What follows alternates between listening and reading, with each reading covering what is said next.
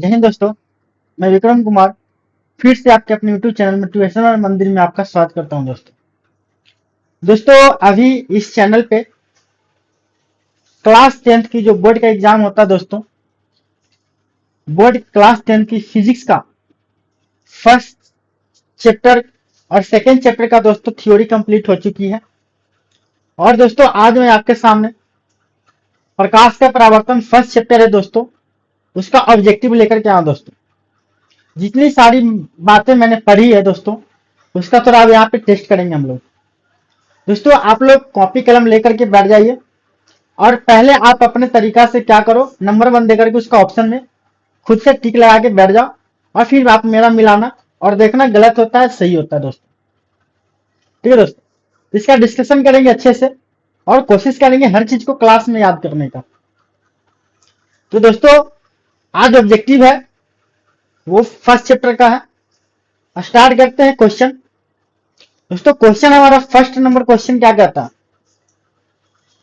Question हमारा है दोस्तों, जिस सामग्री से प्रकाश पारित हो सके उसे कहते हैं। दोस्तों थोड़ा सा लैंग्वेज चेंज कर रखा है, कठिन लग रहा होगा, मैं आसान कर देता हूं। कहता है कि वह पदार्थ जिससे प्रकाश क्या हो, पार हो जाए। वह पदार्थ जिससे क्या हो, प्रकाश पार हो जाए दोस्तों, उसे हम लोग क्या कहते हैं।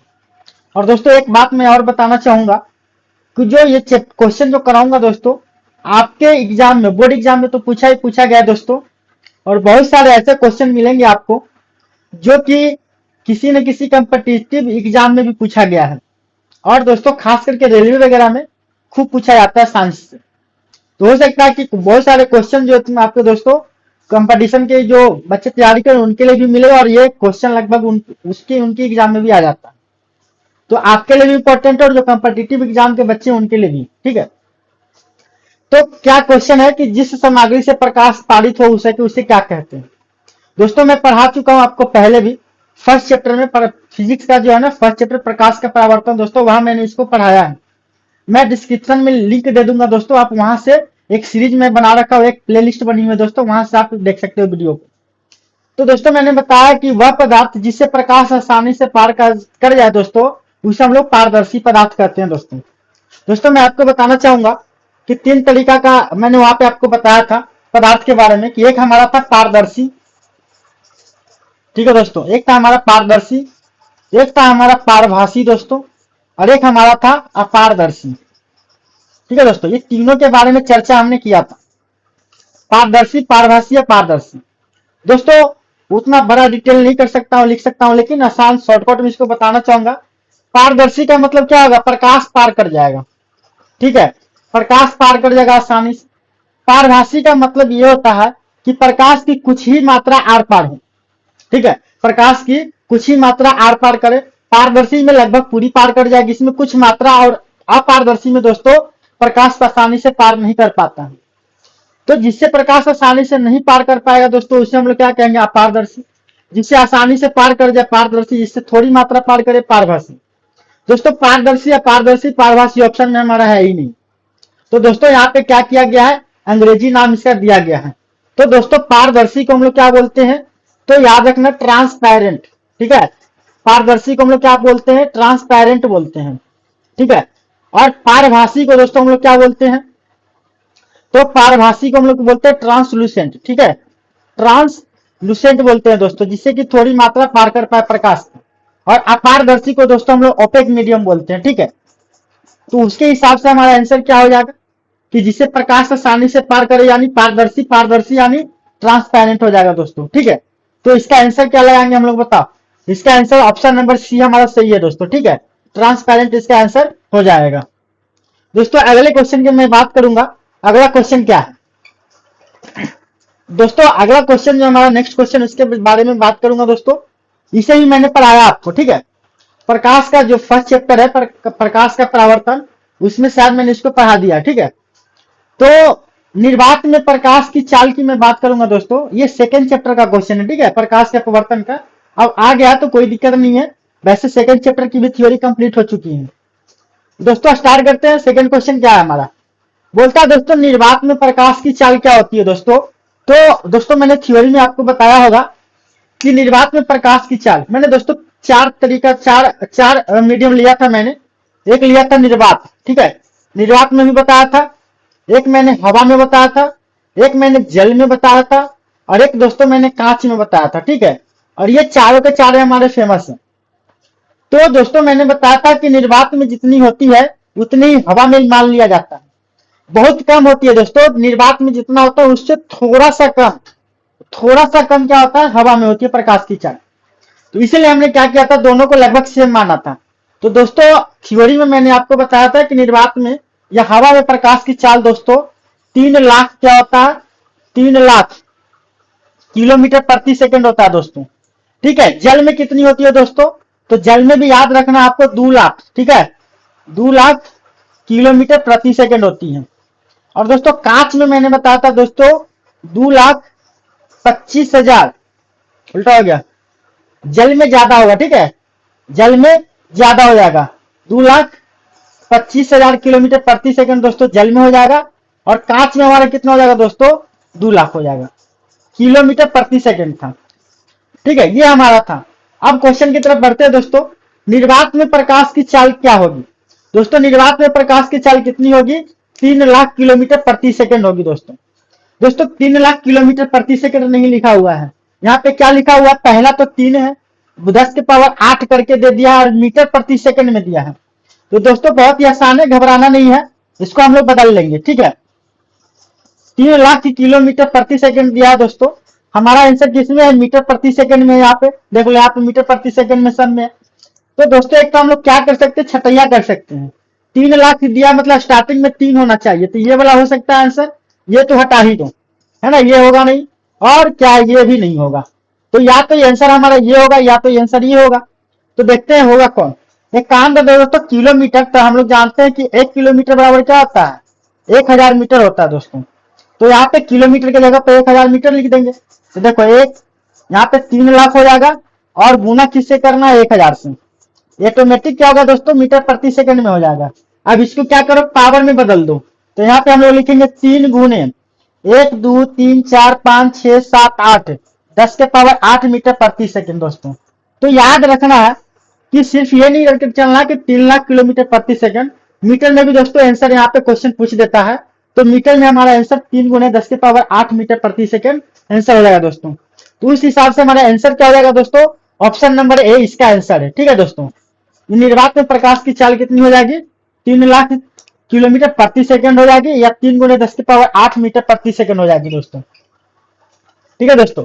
अब मैं बात करता हूं, उसमें थोड़ा ऑप्शन दिया गया है, उसके बारे में मैंने मिटा दिया। इसमें देखो यहाँ पे लिखा है 2 गुने 10 के पावर 8 मीटर प्रति सेकंड दोस्तों। इसका मतलब ये किसका है, दो वाला किसका था, ये हमारा कांच का है, ठीक है, हमारा ये कांच का था। और इसका तो मालूम नहीं है, इसका क्या हो जाएगा, इसका हमारा हो जाएगा दोस्तों, ये हमारा जल का लिखा हुआ है, ठीक है।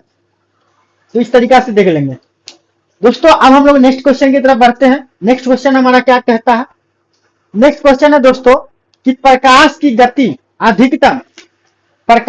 गति अधिकतम निम्न में से किस माध्यम में होती है दोस्तों, ठीक है, किस माध्यम में होती है दोस्तों।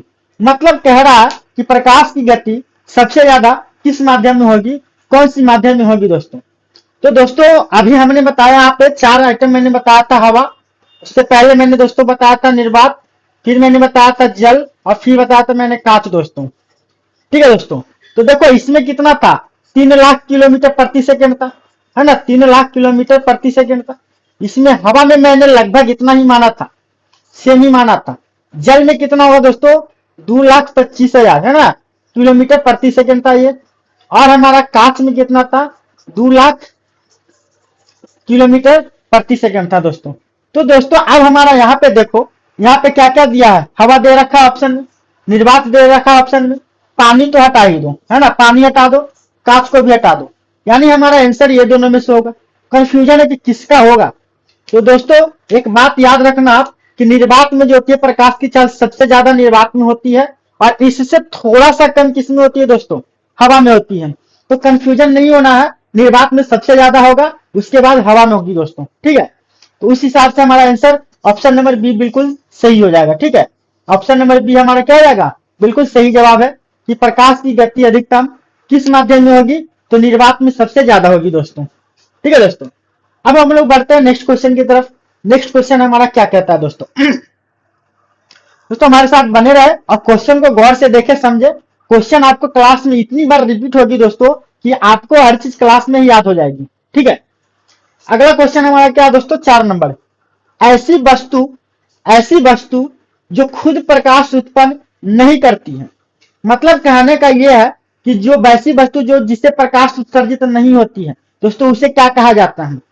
ठीक है दोस्तों, तो मैं चर्चा करता हूं थोड़ा इसके बारे में भी। मैंने दोस्तों थ्योरी में पढ़ा रखा फर्स्ट चैप्टर में, कि मैंने वहां पे आपको बताया था एक हमारा होता था अप्रदीप्त वस्तु। ठीक है, एक था अप्रदीप्त और एक था प्रदीप्त वस्तु। ठीक है दोस्तों, तो प्रदीप्त में मैंने बताया था कि प्रदीप्त वस्तु वे वस्तुएं होती हैं जिनसे क्या होती है? प्रकाश उत्पन्न होती है। ठीक है, जिससे क्या होती है? जिसमें क्या होता है? प्रकाश उससे निकलती है, उसे हम लोग प्रदीप्त वस्तु कहते थे।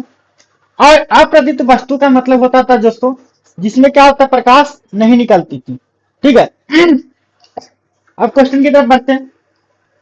ऐसी वस्तु जो खुद प्रकाश उत्पन्न नहीं करती है, मतलब जो प्रकाश उत्पन्न नहीं करेगी दोस्तों, उसके बारे में चर्चा करेंगे। तो प्रकाश उत्पन्न कौन नहीं करेगा? तो अप्रदीप्त वस्तुएं जो होगी उससे प्रकाश उत्सर्जित नहीं होती है। यहाँ पे दोस्तों पारदर्शी लिखी है, तो पारदर्शी तो होगा नहीं। पारदर्शी का मतलब क्या होता है? जिससे कि प्रकाश आर पार हो जाए उसको हम लोग पारदर्शी कहते हैं। वैसी पदार्थ जिनसे प्रकाश आसानी से आर पार हो जाए दोस्तों उसको पारदर्शी कहते हैं, तो ये तो होगा नहीं दोस्तों। पारभासी भी नहीं होगा, क्योंकि पारभासी हमने ताजा ताजा पढ़ा है कि पारभासी वे वस्तुएं जिनसे प्रकाश की कुछ ही मात्रा पार हो पाए उन्हें हम लोग क्या कहते हैं दोस्तों? पारभासी कहते हैं, या इंग्लिश में बात करें दोस्तों ट्रांसलूसेंट कहते हैं। अब दोस्तों हमारा आंसर जो होगा ऑप्शन नंबर सी हो जाएगा, अप्रदीप्त वस्तुएं जिनसे क्या होती है? प्रकाश उत्पन्न नहीं होती है। ठीक है, अगर डेफिनेशन की बात करें दोस्तों तो वे वस्तुएं जिनसे प्रकाश उत्सर्जित नहीं होती है अप्रदीप्त वस्तुएं कहलाती है। और प्रदीप्त वस्तु का मतलब क्या हो जाएगा दोस्तों? कि वे वस्तुएं जिनसे प्रकाश क्या हो? उत्सर्जित होती है, या जो स्वयं प्रकाश उत्सर्जित करती है उन्हें हम लोग क्या कहेंगे दोस्तों? उसे हम लोग प्रदीप्त वस्तुएं कहेंगे। कोई दिक्कत दोस्तों यहाँ तक? चलिए दोस्तों नेक्स्ट क्वेश्चन के बारे में मैं बात करूंगा। हमारा नेक्स्ट क्वेश्चन क्या है दोस्तों? नेक्स्ट क्वेश्चन हमारा क्या है कि वह वस्तुएं जो अपनी रोशनी उत्पादित स्वयं करती है। दोस्तों वो तो ऊपर वाला क्वेश्चन हो गया ना। वे वस्तुएं जो अपनी रोशनी स्वयं उत्पादित करती है उसको क्या कहते हैं? तो दोस्तों जो खुद प्रकाश उत्सर्जित करे उसे क्या कहेंगे? अभी हमने बताया एक हमारा क्या होता है? प्रदीप्त वस्तु। एक हमारा क्या होता है? प्रदीप्त वस्तु। एक क्या होता है दोस्तों? अप्रदीप्त वस्तुएं। एक क्या होता है हमारा दोस्तों? अप्रदीप्त वस्तुएं। प्रदीप्त वस्तु का मतलब क्या होता है दोस्तों? कि जिनसे प्रकाश क्या होगा? जिनसे प्रकाश उत्पादित होगा, जिनसे प्रकाश क्या करेगा? निकलेगा। और अप्रदीप्त वस्तु का मतलब क्या होता है? जिससे प्रकाश उत्सर्जित नहीं होती है, जिससे प्रकाश उत्सर्जित नहीं होती है। हमसे क्या पूछा गया है कि वस्तुएं जो अपनी रोशनी स्वयं उत्पादित करती है, मतलब इससे निकलती है दोस्तों, तो निकलती है स्वयं किससे? प्रदीप्त से। मतलब कहने का यह है कि हमारा, अच्छा देखो यहाँ पे प्रदीप्त वस्तु भी नहीं दिया गया है। ठीक है, तो प्रदीप्त वस्तु नहीं दिया गया है, तो चलो ऑप्शन देखते हैं। पारदर्शी हटा दो इसको। पारदर्शी का मतलब मैंने दोस्तों पढ़ाया अभी, एक बार यहाँ बता और 2 बार बता चुका हूँ, 3rd बार है। पारदर्शी वे वस्तुएं जिनसे प्रकाश आसानी से पार कर जाए दोस्तों, उसे हम लोग पारदर्शी कहते हैं। इसको हटा दो। स्पष्ट वस्तु से कुछ मतलब नहीं बनता। ठीक है दोस्तों, अब यहाँ पे गैर चमकदार और चमकदार दोस्तों। तो चमकदार वस्तुएं जो होती है जिनसे क्या होती है? चमकदार वस्तु जिनसे क्या करेगी? प्रकाश उत्सर्जित करेगी। कोई ऐसा वस्तु जिसे पदार्थ मतलब मान के चलो को चमकदार है ही नहीं है, तो क्या होगा? उससे प्रकाश तो निकलेगी नहीं। तो मतलब क्या आएगा हमारा आंसर? ऑप्शन नंबर सी हमारा हो जाएगा, चमकदार वस्तुएं। ठीक है दोस्तों, चलिए दोस्तों नेक्स्ट क्वेश्चन की तरफ बढ़ते हैं हम। अब हमारा नेक्स्ट क्वेश्चन दोस्तों 6ठा नंबर है। 6ठा नंबर क्वेश्चन क्या कहता है दोस्तों? समझते हैं। 6ठा नंबर दोस्तों क्वेश्चन हमारा है, हवा में प्रकाश की चाल कितनी होती है? हवा में प्रकाश की चाल कितनी होती है दोस्तों? दोस्तों अभी बार बार मैं समझा रहा हूं, 2-3 क्वेश्चन बार बार 2-3 बार तो रिपीट मैंने कर दिया। ठीक है, और बार बार उसी को फिर से मैं रिपीट करना चाहूंगा। जिसे निर्वात, ठीक है, निर्वात हो गया, हवा हो गया, है ना, जल हो गया, कांच हो गया दोस्तों। ये चार को फेमस है, याद रखना दोस्तों। अभी मैंने आपको बताया कि इन दोनों का क्या है, लगभग सेम माना जाता, इसका अलग और इसका अलग होता। तो बताओ निर्वात में कितना माना था हमने, 3 लाख, ठीक है, 3 लाख किलोमीटर प्रति सेकंड, ये दोनों का हो जाएगा। जल का कितना हो जाएगा दोस्तों, 2,25,000 किलोमीटर प्रति सेकंड हो जाएगा दोस्तों। कांच का हो जाएगा 2 लाख किलोमीटर प्रति सेकंड दोस्तों। और हमसे पूछा है किसका, हवा का, तो हवा का कितना, 3 लाख किलोमीटर। दोस्तों ऑप्शन में देख पा रहे हैं हम लोग कि मीटर प्रति सेकंड में दिया है, किलोमीटर में नहीं दिया है। किस में दिया है, किलोमीटर प्रति सेकंड में दिया है दोस्तों। तो इसको मीटर प्रति सेकंड में बदल लो, तो 3 लाख दिया है दोस्तों, और किलो को, किलोमीटर को मीटर में बदल लेंगे तो कितना हो जाएगा, इसको 1,000 से गुना कर दो। अब दोस्तों देखो यहाँ पे 3 गुने 1, 2, 3, 4, 5, 6, 7, 8, यानी 10 के पावर 8 मीटर प्रति सेकंड हो जाएगी दोस्तों, ठीक है। यानी हवा में प्रकाश की चाल कितनी हो जाएगी दोस्तों, 3 गुने 10 के पावर 8 मीटर प्रति सेकंड। मतलब हमारा आंसर क्या हो जाएगा दोस्तों, ऑप्शन नंबर सी जो है बिल्कुल सही जवाब है, ठीक है दोस्तों। तो देखो ऐसे क्वेश्चन बार बार रिपीट करती है दोस्तों। एक चीज और मैं बताऊंगा कि यहाँ पे जो भी ऑब्जेक्टिव क्वेश्चन कराई जाएगी दोस्तों, सारे क्वेश्चन आपके प्रीवियस ईयर से रहेंगे, कोई नया क्वेश्चन नहीं रहेगा। सारा आपका किसी न किसी साल एग्जाम में पूछा गया है दोस्तों, ठीक है। तो सारे के सारे क्वेश्चन आप माइंड में ये रख के चलो कि भाई ये क्वेश्चन आया हुआ है, इसका मतलब अगर मैं तैयारी मेरा रहेगा तो ऐसे में इसको सॉल्व कर सकता, ठीक है।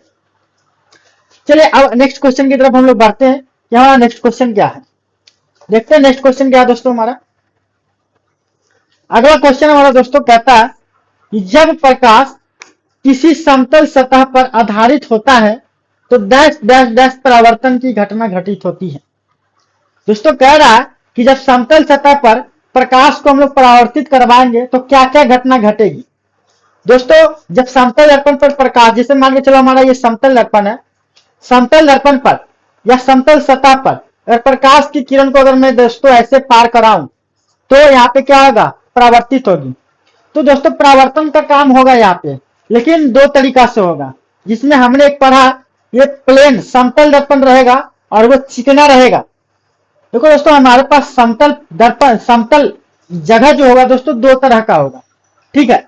समतल सतह जो होगा दोस्तों हमारा 2 तरह का होगा, एक जो होगा प्लेन होगा, चिकना होगा, और एक होगा दोस्तों हमारा उबड़ खाबड़, है ना, रफ, ऐसे इस टाइप का।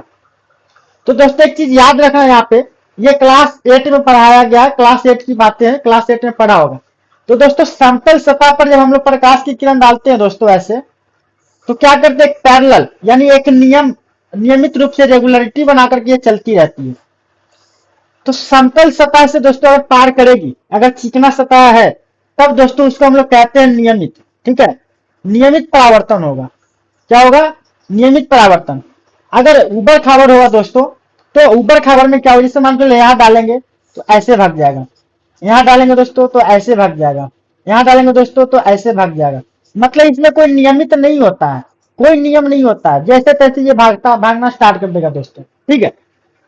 जब प्रकाश की किरण समतल सतह पर आधारित होती है तो कौन सी, समतल सतह का मतलब पूरा चिकना बोल रहा है, ठीक है दोस्तों, चिकना, समतल मतलब प्लेन, चिकना की बात कर रहे हैं यहाँ पे। अच्छा दोस्तों इसको और बढ़िया से समझते हैं, जिसे मान के चलो एक प्लास्टर किया हुआ दीवार है, ठीक है, प्लास्टर किया हुआ दीवार है, और एक क्या है हमारा बिना प्लास्टर किया हुआ दीवार है, ऊपर खाबर जैसा होता है। एक बॉल लेना है और क्या करना है, दोनों पे फेंकना है दोस्तों। तो प्लेन वाला जो हमारा दीवार जिसपे प्लास्टर किया हुआ रहेगा दोस्तों, उस पर अगर बॉल को कहीं भी फेंकेंगे दोस्तों, जैसे फेंकेंगे वैसे हमारे वापस हमारे हाथ में आएगा। लेकिन ऊपर खाबर जो दीवार है दोस्तों, जब उस पर फेंकेंगे तो कभी कभी कभार हमारे हाथ में, तो कभी ऐसे फेंको तो उधर भाग जाएगा, वैसे फेंको तो उधर भाग जाएगा दोस्तों। तो वही कहानी यहाँ पे भी होती है, ऊपर खाबर है दोस्तों यहाँ पे तो नियमित नहीं होता। तो दोस्तों यहाँ पे याद रखना है कि इसको हम लोग अनियमित बोलेंगे, ठीक है, अनियमित परावर्तन बोलेंगे, और ऊपर वाला जो होगा दोस्तों नियमित। तो समतल सतह, समतल मतलब प्लेन होता है दोस्तों, ठीक है। अगर प्लेन रहेगा तो कौन सा परावर्तन होगा, नियमित परावर्तन। तो यहाँ पे कौन सी परावर्तन की घटना घटेगी दोस्तों, नियमित की घटेगी। तो इस हिसाब से हमारा आंसर क्या हो जाएगा दोस्तों, ऑप्शन नंबर जो हो जाएगा बी हो जाएगा, नियमित परावर्तन हो जाएगा दोस्तों। अनियमित को ही विसरित भी बोलते हैं, याद रखना, ठीक है। अनियमित परावर्तन को विस्तृत भी हम लोग बोलते हैं, इसको भी ध्यान में रखना है। अब बढ़ते हैं दोस्तों नेक्स्ट क्वेश्चन की तरफ। हमारा क्या है नेक्स्ट क्वेश्चन, क्या है उसको समझते हैं। अगला क्वेश्चन दोस्तों हमारा है कि एक समतल दर्पण के लिए प्रतिबिंब होती है, ठीक है, एक समतल दर्पण के लिए प्रतिबिंब होती है। ऑप्शन है वास्तविक पार्श्वक सीधी, आभासी पार्श्व सीधी, वास्तविक और सीधी आभासी पार्श्वक उल्टी। चलो तो इसके बारे में पहले डिटेल में समझ लेते हैं हम लोग, ठीक है। तो पहले ये जो वास्तविक वगैरह लिखा है ना उसको समझते हैं। दोस्तों याद रखना, आप हमेशा के लिए माइंड में सेट कर लो, वास्तविक जब भी आएगा दोस्तों, वास्तविक जब भी आएगा उसके साथ हमेशा उल्टा जोड़ना, ये माइंड में एकदम सेट कर लो। वास्तविक जब भी आएगा उल्टा, और आभासी बोलो, ठीक है, आभासी बोल सकते हो। इसी का नाम दोस्तों काल्पनिक भी हम लोग बोल देते हैं, ठीक है, काल्पनिक। जब भी दोस्तों काल्पनिक या आभासी की बात आएगी दोस्तों, हमेशा सीधा रखना है, माइंड में एकदम सेट कर लो, ठीक है, कि मैंने क्या बोला।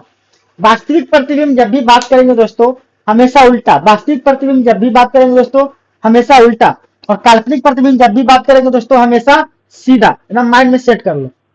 अब आगे बढ़ते हैं दोस्तों, समतल दर्पण में क्या कह रहा है, तो याद रखना है कि समतल दर्पण में जो प्रतिबिंब बनती है दोस्तों, समतल दर्पण में जो प्रतिबिंब बनती है वो आभासी बनती है, ठीक है। समतल दर्पण में जो प्रतिबिंब बनती है दोस्तों आभासी बनेगी, और आभासी या इसको काल्पनिक भी हम लोग बोल सकते हैं, ठीक है, काल्पनिक भी बोल सकते हैं। अब ऑप्शन को देखते हैं दोस्तों, यहाँ पे जो जहां जहां वास्तविक है उसको हटा दो, यानी ऑप्शन नंबर ए तो खत्म हो जाएगा, वास्तविक लिखा है। ऑप्शन नंबर बी भी खत्म हो जाएगा दोस्तों, वास्तविक लिखा है, ठीक है। अब बात करते हैं हम लोग आभासी, यहाँ पे आभासी ये चलेगा, और यहाँ पे भी क्या दोस्तों आभासी है, ये भी चलेगा। अब दोस्तों आगे बात करते हैं पार्श्व सीधी लिखी है, और यहाँ पे पार्श्विक उल्टा लिखा है। तो दोस्तों पार्श्व के मतलब समझ में आएगा तो इसका जवाब हम लोग दे पाएंगे। तो पार्श्व का मतलब ये होता है दोस्तों, पार्श्विक रूप से उल्टा सीधा का मतलब ये होता है कि अगर मान के चलो हमारे सामने दर्पण है, तो वहां पे हम दाहिना हाथ उठाए दोस्तों तो हमारा बायां दिखे, और बायां उठाए दोस्तों तो हमारा दाहिना दिखे, तो दोस्तों इसको कहते हैं पार्श्विक रूप से उल्टा। और दोस्तों समतल दर्पण का मतलब ये होता है कि जो दर्पण घर में आप यूज करते हैं, कोचिंग जाने से पहले, ट्यूशन जाने से पहले, ऑफिस जाने से पहले, चाहे जो भी करने जाने से पहले जो आईना आप लोग देखते हो घर में रखा हुआ दोस्तों, वो हमारा समतल दर्पण है।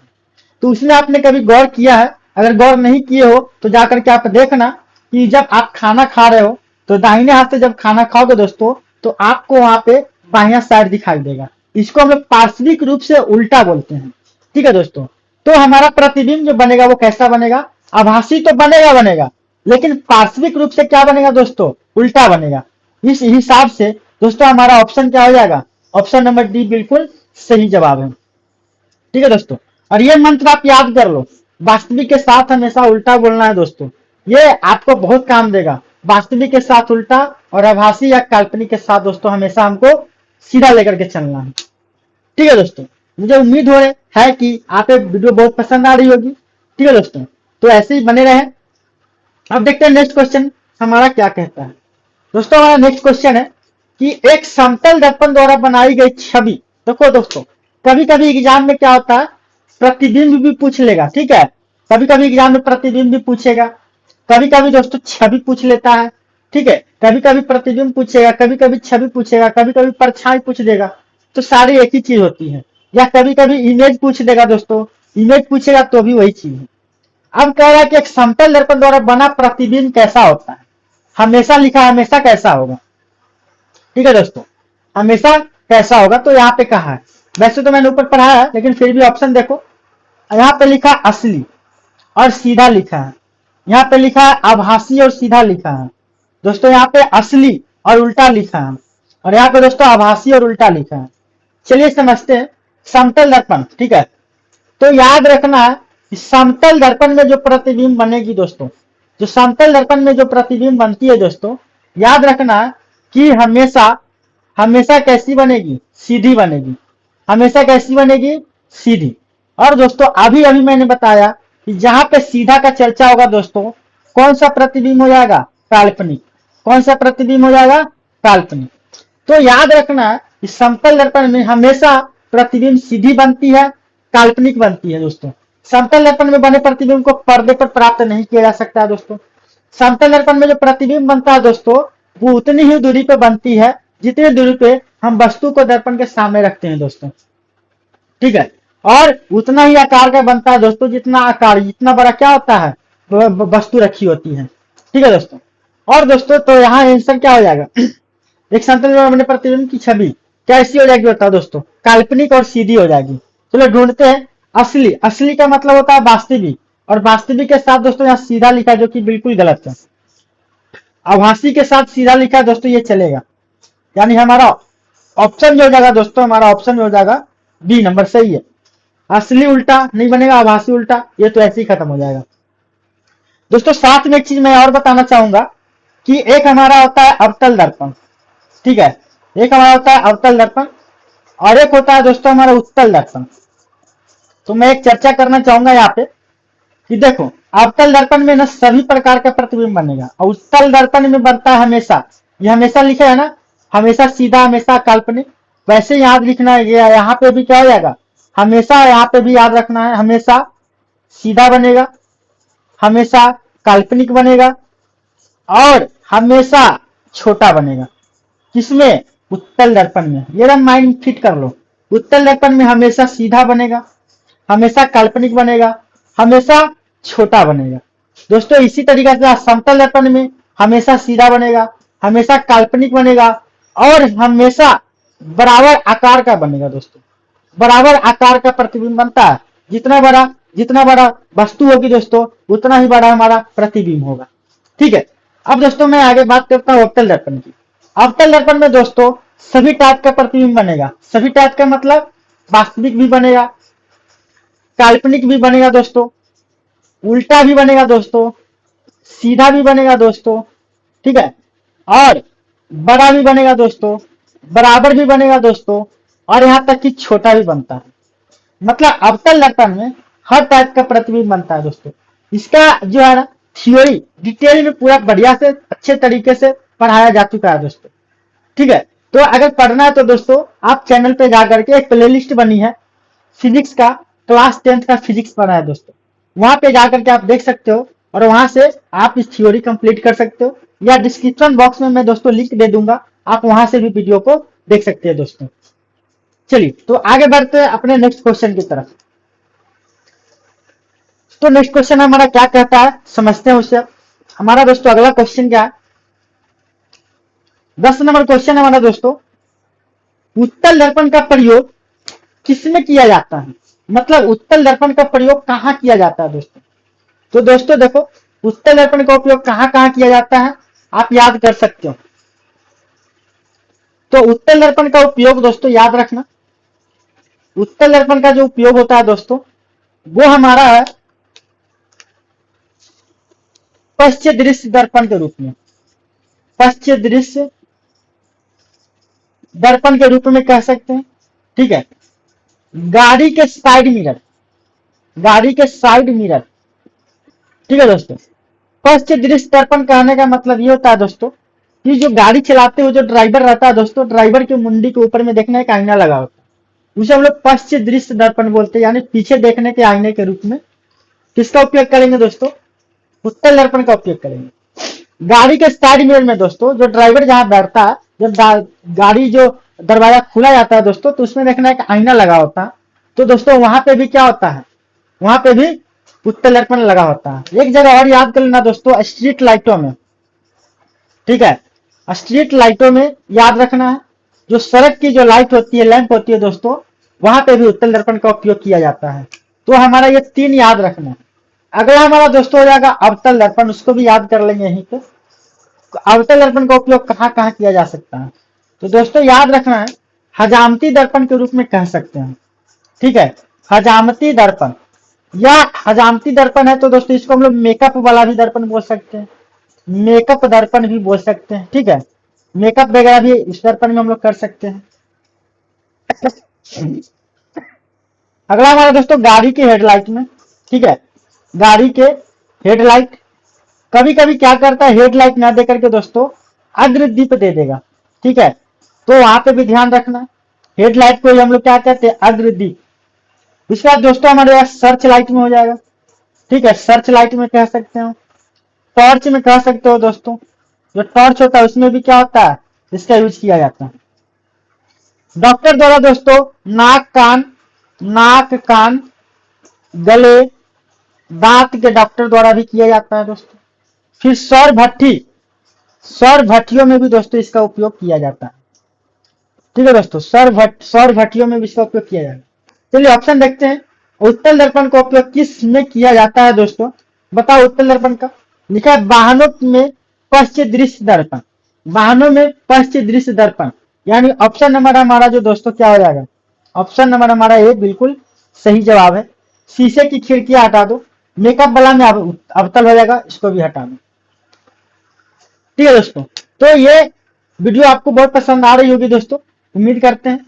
और ऐसे ही लगभग 10-15 क्वेश्चन जो एक वीडियो में लाऊंगा दोस्तों, ठीक है, नहीं तो फिर लंबी वीडियो बन जाएगी तो फिर परेशानी हो जाएगी। तो 10-15 क्वेश्चन कर करके लाऊंगा। तो आज यहीं तक रहने देते हैं दोस्तों, और फिर आगे आपको और अच्छे ऐसे डिस्कशन के साथ आऊंगा दोस्तों। ठीक है, और दोस्तों ये एग्जाम कंपटीशन की तैयारी करो, चाहे 10th बोर्ड की दोस्तों, क्वेश्चन ये आता है, सारा क्वेश्चन प्रीवियस ईयर है दोस्तों। ठीक है, आप अगर कंपटीशन की तैयारी करने वाले बच्चे हो तो वह आप इनसे भेंट मुलाकात हो चुकी होगी। जो बोर्ड की तैयारी करते हो दोस्तों, क्वेश्चन बैंक उठा लो और वहां से देखो, ये सारे क्वेश्चन आपको बोर्ड के एग्जाम में भी मिल जाएंगे। ठीक है दोस्तों, तो वीडियो पसंद आ रही दोस्तों, वीडियो को लाइक करें, शेयर करें एंड सब्सक्राइब करें दोस्तों। जय हिंद दोस्तों, धन्यवाद दोस्तों।